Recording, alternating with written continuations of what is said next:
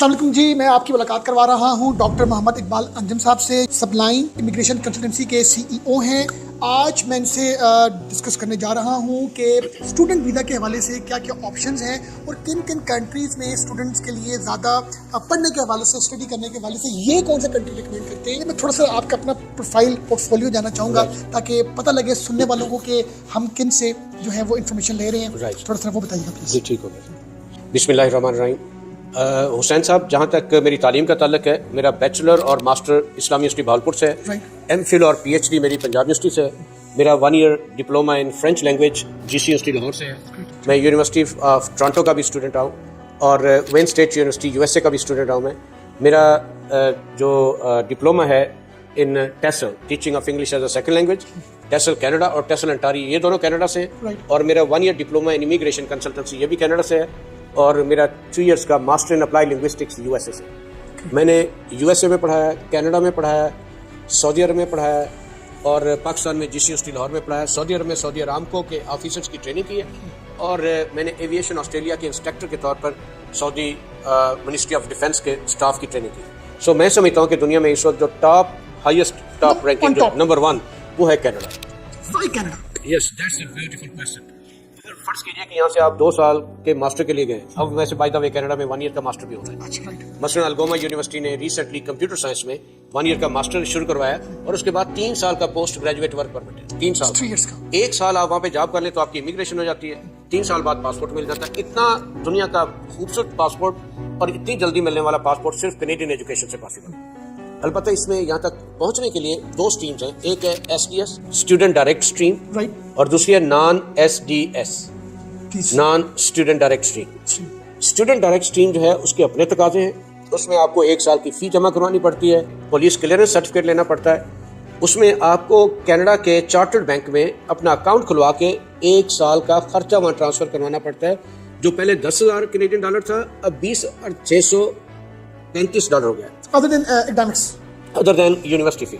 $20,635 آپ نے جمع کروانے اپنے اکاؤنٹ میں، جو آپ کا جیب خرچ ہے۔ اصل میں یہ خرچہ نہیں ہے، یہ آپ ہی کے اکاؤنٹ میں جاتا ہے۔ آپ جیسے جرمنی کا بلاک اکاؤنٹ ہوتا تھا، اس طرح سے آپ ہر مہینے اس میں سے پیسے نکلواتے رہتے ہیں۔ تو اس کے علاوہ 1 سال کی فیس آپ نے یونیورسٹی کی پے کرنی ہے یا کالج کی پے کرنی ہے۔ اگر آپ نے 1 سیمسٹر کی فی پے کی، اسٹریٹ اوے ریجیکشن آئے گی۔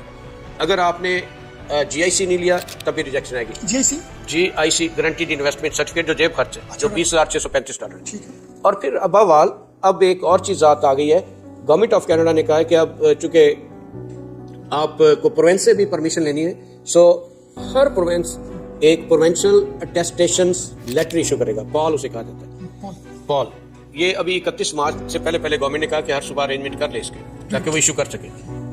وہ اگر پال بھی آپ نے نہیں لگایا اپنی اپلیکیشن کے ساتھ، تب بھی آپ کی اپلیکیشن ریجیکٹ ہو جائے گی۔ لیکن یہ پروونشل اٹیسٹیشن لیٹر جو ہے، یہ صرف انڈر گریجویٹ کلاسز کے لیے، جیسے BA BSc آنرز ہے، BB آنرز ہے، BCom آنر ہے، ان کے لیے، یا 2 ایئر ڈپلوما ہے، 1 ایئر سرٹیفکیٹ، ان کے لیے۔ یاد رکھے گا کہ پروونشل اٹیسٹیشن لیٹر ہے، یہ نہ تو ماسٹر کی کسی کے لیے کلاس کے لیے، MA MSc کے لیے نہیں چاہیے، PhD کے لیے نہیں چاہیے، MS کے لیے نہیں چاہیے، نو ناٹ ایٹ آل۔ اور دوسرا جو ہے اس کا نان SDS جو ہے وہ بہت سمپل ہے، بہت آسان ہے، اور ہر Pakistani under certain conditions can apply for non SDS۔ اور نان SDS کا صرف ہلکا سا ہاتھ ہے، چھوٹا سا کام ہے، 1 سیمسٹر کی فی جمع کروائیں اور اپلائی کر دیں امیگریشن اس کے لیے، اسٹڈی پرمٹ کے لیے۔ آپ کو نہ تو میڈیکل کی ضرورت ہے، نہ پولیس کلیئرنس سرٹیفکیٹ کی ضرورت ہے، نہ آپ کو GIC کی ضرورت ہے، اور کال کی البتہ پھر بھی ضرورت ہوگی اگر آپ پروونشل، اگر آپ انڈر گریڈ کے لیے کر رہے ہیں، اور کال کی ضرورت نہیں ہے اگر آپ کو ماسٹر یا PhD کی۔ اچھا، مجھے یہ بتائیں کہ جس طرح آپ نے بتایا کہ نان SDS میں ہمیں صرف 1 سیمسٹر کی فیس جمع کروانی پڑتی ہے، تو پھر لوگ SDS پروگرام کے لیے کیوں انٹرسٹڈ ہوتے ہیں؟ اس کی ریزن یہ ہے کہ اس کی ریزن یہ ہے کہ SDS کے تحت 20 ڈیز میں آپ کی اپلیکیشن کا فیصلہ ہو جاتا ہے۔ نان SDS کا فیصلہ جو ہے وہ تاخیر سے ہوتا ہے، اس وجہ سے لوگوں کے وہ سیمسٹرز ضائع اور ٹائم ضائع۔ تو آپ اس کو ریکمینڈ کیا کریں گے کہ SDS میں جانا چاہیے یا نان SDS؟ میں ریکمینڈ کرتا ہوں دونوں ہی۔ میں نے ابھی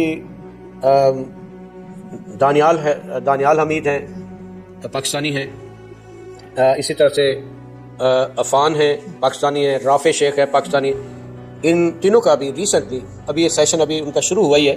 ان کا نان ایس ٹی ایس میں نے کیا اپلائی, تینوں کو ملے ویزا.